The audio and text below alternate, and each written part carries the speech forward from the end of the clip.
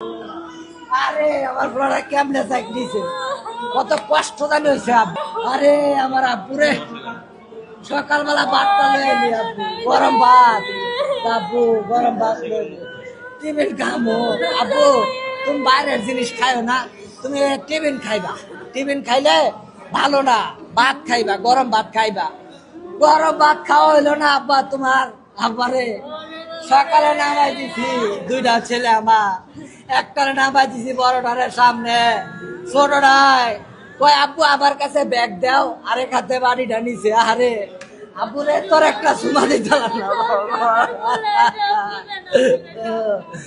আমার বাবাটা একা একা কান্নাকাটি করতো, কেউ কোনো অভিযোগ নাই। আহ আব্বু, আব্বু মনে হয় তুমি দুষ্টামি করে আনো গেলা, আনো তুমি।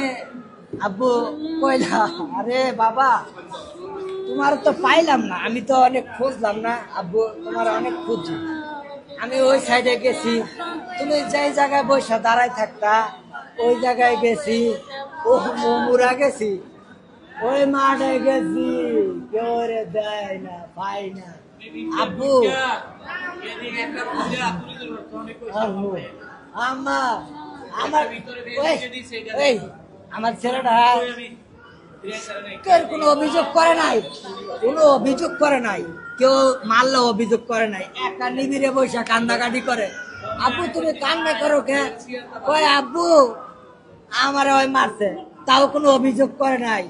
না জানি আমার ছেলেটার কত কষ্ট হয়েছে।